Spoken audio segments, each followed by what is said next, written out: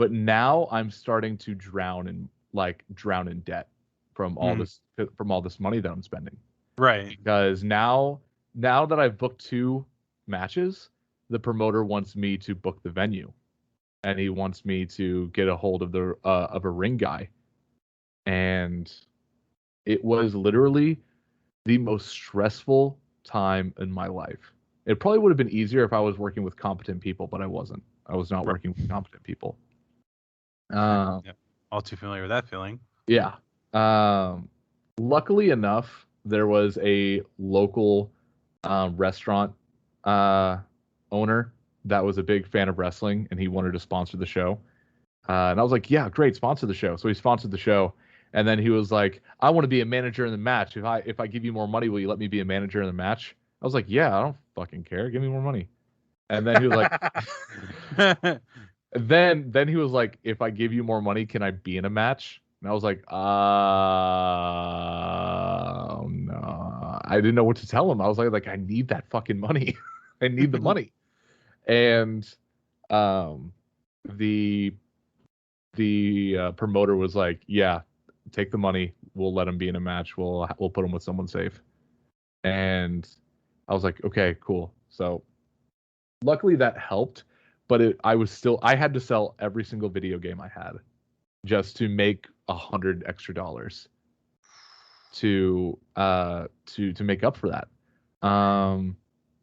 It was a very stressful time in my life where I was like, I was driving down the road, and I would have thoughts where I was like, I could crash my car right now and this would all go away.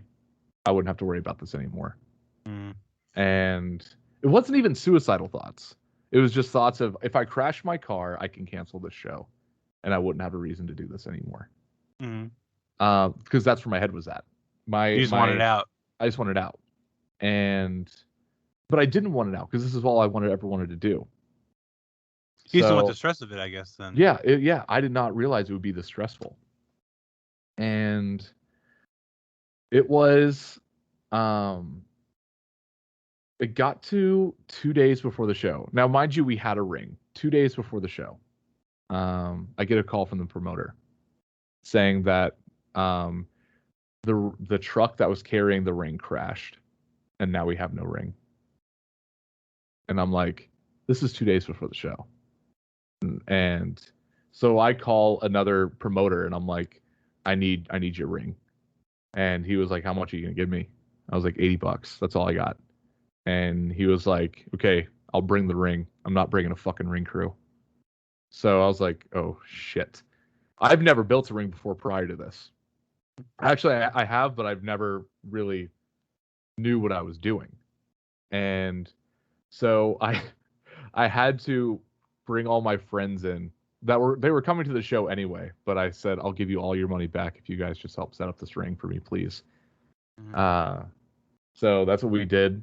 I drove to the airport, picked up Joey Ryan. We went to McDonald's. I paid for his McDonald's. He was very quiet, honestly. Very quiet. Not like his persona whatsoever, at least to me. You have to remember, it's this is a man talking to another man alone in a car, and that was it. From my experience, you typically run into that if they're more rambunctious as a character, they're super quiet in person. Oh, yeah. He wasn't like Raven quiet, because Raven's known to be very quiet regardless. But me and Joey talked, and I asked him about like his I picked his brain and stuff like that. Asked him road stories. We get to the show, and the ring's not set up. And the ring is not being set up, and I'm freaking out. And then the TV station I work for shows up, and so they start filming the show. Eventually we get the ring up. It's an hour after bell time, and we don't have a ring up. We eventually do get it up, and we have the show. Again, all over the place. Also, a week before the show, Trey Miguel cancels on me. Damn, why? Completely unexpectedly. So, and this is not me to shame Trey No. Miguel. You could This is just not. say like, hey, this is what he said, kind of thing. This is what happened. He lost his bookings. I think like he broke his phone or his computer crashed. He lost his bookings, and he put out on Twitter that he was like, "Hey, if you have me booked, please send me a message." At the time I was not on Twitter every single day. I was on Twitter maybe once or twice a week. So that that went completely by me. Did not see it at all. So he ended up getting booked somewhere else that day. And I actually had someone who was wanting to come to the show say, "Hey, I thought you said Trey Miguel was going to be at your show." And I was like, "He is." And that's how I found out that he was instead booked in Cleveland, I think, against Brian Cage. And yeah, all fairness to Trey, get that work. Right. Joey actually asked me. He was like, "Hey, my buddy Brian Cage is looking for some work that weekend. Can you afford him?" And I was like, "No, I'm sorry, I can't afford Brian Cage." And he was like, "That's cool." So anyway, that's nuts. Yeah. So let's see, 2017. That would have been right before he got to Impact, right? Yeah. Right before he got to Impact. And he so I took Trey's money and I split it between Gringo Loco and Mickey Midas, the local high flyer. And I said, I want you guys to go out there and I want you guys to fucking kill it. This is now a Falls Count Anywhere match. There's a big old balcony right there. Mickey, will you mind jumping off of it? Like, Gringo, I know you're the base god. You're the base. Gringo, can you jump off of that? He's like, I've jumped off higher shit in Mexico. And I was like, fucking A. That's all I want to hear. So this, another thing. I wanted to have my last match. And I wanted to win a championship. That's what I wanted to do. I was like, I'm not wrestling anymore. I at least want to win a match and win a championship, because I was just losing matches my entire career. Just losing. And I messaged a local guy, and he was like, "Yeah, I'll be at the show.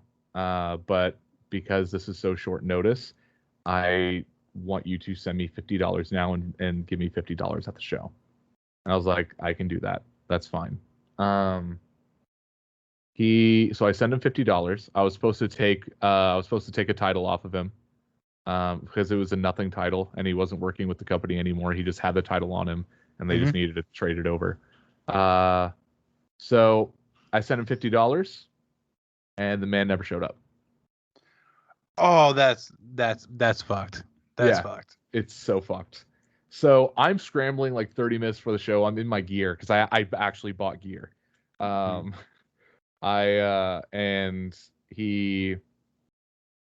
I ended up working a guy I've been working plenty of times before, and that match was shit. But before that match, I was like, I'm going to cut a really passionate promo. I'm going to cut a passionate promo because I named the show, because this was now my show. I named it Rebirth.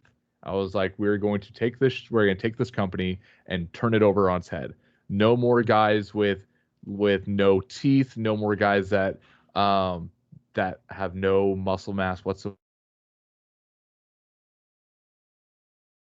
Hey, you cut out like there. They just ate a local Burger King out of business. So I called the show Rebirth, and because I wanted to take this company and kind of flip it on its head. I didn't want guys that looked like they were on meth anymore. I didn't want guys that were that had no business being in the ring. Like, if they were going to fall over, they were going to have a heart attack. I wanted to have real wrestlers, and this show had real wrestlers in it. Not the whole fucking roster, but it had some real wrestlers in it. Right. And I go out and I cut this promo, and it's the absolute shit. Like, I'm stumbling over myself because I'm so nervous. I'm so stressed. I can't talk properly. And I completely shoot on the company. It's a work shoot, but I shoot on them.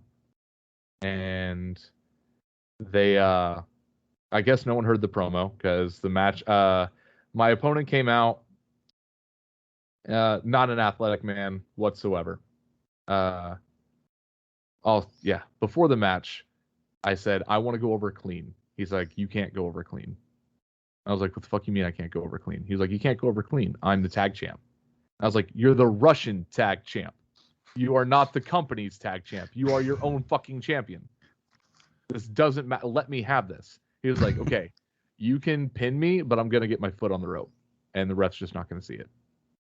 And I was like, I don't fucking care. Fine. I was so done. I was just so done. Like I couldn't have one fucking clean victory in my. So he had his own title that he created for himself. He said, "No, I can't lose like that. I'm the champ." Like he's fucking Hulk Hogan. Yeah. I was like, what the fuck ever, dude. I don't fucking care. Just get the fuck out of my face.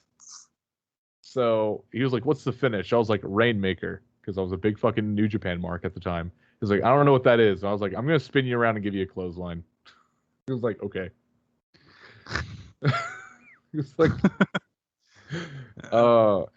so this is another thing that happened in my match. So I'm having this match. It's fucking shit. It's a shit match. I was gonna put it up on my YouTube, but I just never did. And he gets some heat on me, and he goes, "Are you ready?" And I'm like, "What?" And he puts me in a suplex position. I've never fucking taken a suplex before at that moment. So I was like, it's like, "You ready?" And I was like, "I guess." And he I sandbagged the shit out of him, man.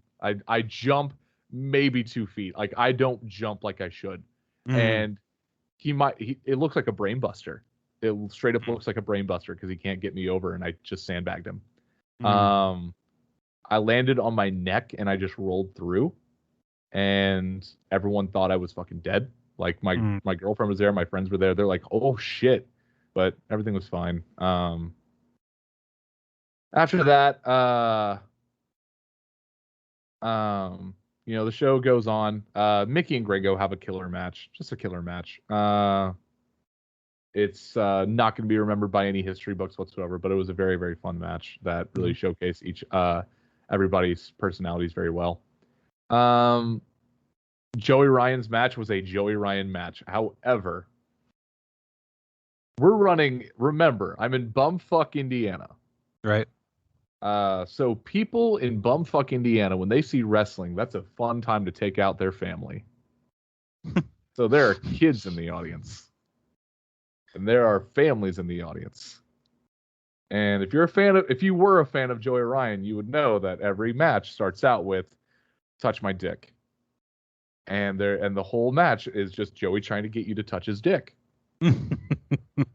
I am not joking when half that crowd stood up and walked out. Because of Joey Ryan? Because of Joey Ryan. Man. They stood up and they walked out.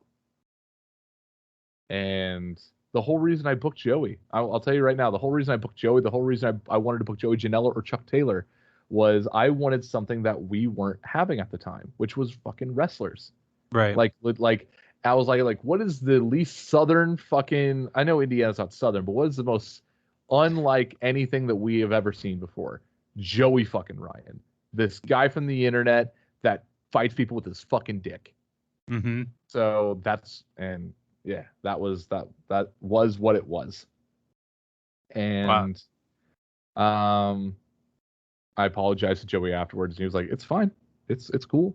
And I was like, "Okay." He was like, "You probably should have given them a warning, but it is what it is." I would think that that would make it like on a local news of some sort, like everyone walks out due to blank show. It was a fucking wrestling show in the middle of bumfuck nowhere. No one's gonna give a shit. There was I will say I was able to draw maybe 20 people, maybe 30, but yeah, those people. I just mean like the local stuff, like local news networks might say, that's what I mean. I was a news reporter at the time. They did not care. They did not care. Yeah, they were just like it's a stupid fucking wrestling show. Who cares? Like, unless the cops are called, there's no reason for us to even talk